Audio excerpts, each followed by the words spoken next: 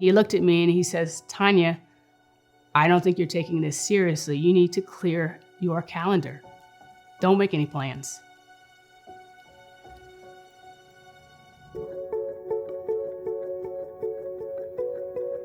My doctor initially diagnosed me with severe asthma. It wasn't until roughly 2 years later that my symptoms got more severe. And the most severe was when I was coughing up blood. That is when I stopped and I paused and I said, something is clearly not right. 2 to 3 more tests in, it was diagnosed that I had lung cancer. Why would someone assume that someone who's healthy would have any type of diagnosis like this? As soon as he told me to clear my calendar, don't make any plans, then I realized the severity. Initially, as we were discussing how we were going to treat it, he had determined the best course of action was surgery. This was not something that could have waited even a month or 2 months. I didn't have a huge support network. It was one of those things where people automatically assume that if you hear the word cancer, it's a death sentence. And I didn't want a lot of people mourning me while I was still alive. I just wanted to focus on being as positive as I could. And for me, that was keeping it really kind of internal. So I was in the hospital for just over a week.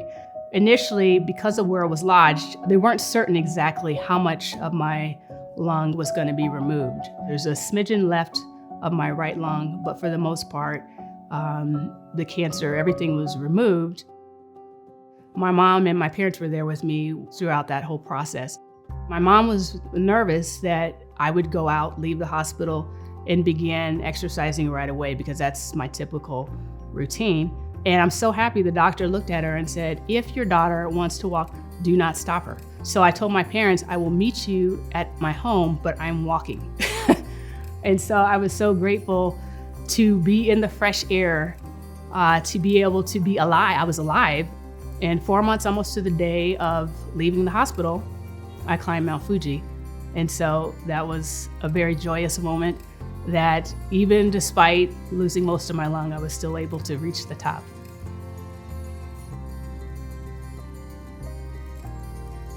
I'm confident that without pathologists, without lab technicians, that I wouldn't be sitting here with you today.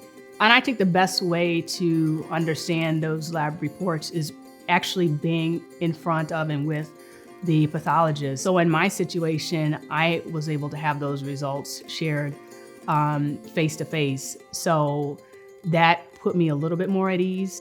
Do not procrastinate. My biggest advice would be to get in to see your doctor almost immediately, because if you wait, you never know what your outcome could be.